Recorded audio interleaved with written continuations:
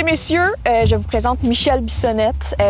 Et là, j'ai besoin de mes notes vraiment pour donner ton titre au complet. Anciennement journaliste et reporter, aujourd'hui président de l'Association québécoise de défense des droits des personnes retraitées et pré-retraitées pour la région Memphrey-Magog, soit l'AQDR Memphrey-Magog.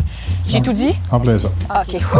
La pression était à son comble. Merci d'être là, Michel. Merci beaucoup. En fait, j'aimerais savoir pourquoi c'est important que l'AQDR s'implique dans le projet de l'Espace Saint-Luc. La première chose, c'est que dans le quartier, autour de l'Espace Saint-Luc, il y a plusieurs résidences pour personnes aînées.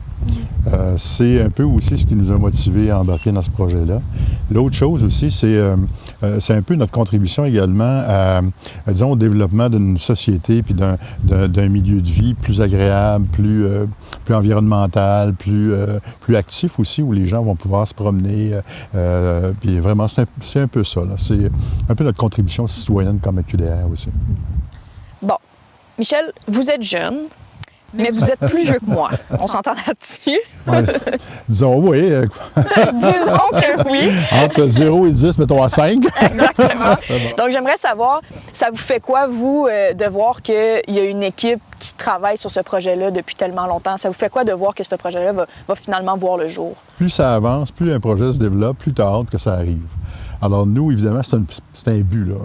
Que le projet se concrétise, qu'il y ait un espace pour les aînés dans ce projet-là, puis que ça aboutisse, pour nous, c'est ça. Il faut le plus rapidement possible.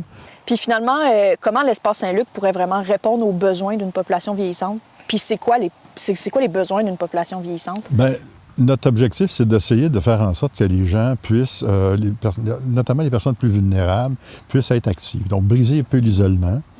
Faire en sorte que les gens puissent aussi côtoyer d'autres citoyens, d'autres personnes, pas nécessairement des aînés, mais aussi d'autres personnes, des jeunes, des familles, etc. Donc, vraiment briser l'isolement. Dans le cadre du projet de l'Espace Saint-Luc, ce que nous essayons d'obtenir, puis je pense que c'est en bonne voie, c'est un aménagement, une partie de l'espace qui serait aménagée pour, par exemple, faciliter le déplacement des aînés, pour leur faire un peu d'exercice. Donc, un sentier multigénérationnel, mais pensé aussi en fonction des aînés. Puis, as-tu pensé à comment toi, tu allais pouvoir en profiter personnellement? As-tu besoin d'un skatepark? As-tu besoin d'un mur d'escalade extrême? Une slackline au-dessus d'un canyon mortel, peut-être? J'ai passé l'âge de jouer au baseball, oui. J'ai passé l'âge de faire du skateboard, mais une petite marche, un espace vélo, des choses comme ça, là, ça pourrait être intéressant. Je comprends.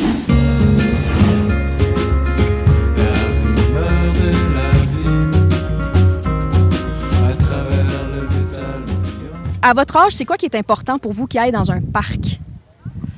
Bien, beaucoup de verdure, beaucoup de place pour que les familles se réunissent, des tables à pique-nique, des jeux pour les enfants. On parle vraiment d'une connexion intergénérationnelle, finalement. C'est ça, oui.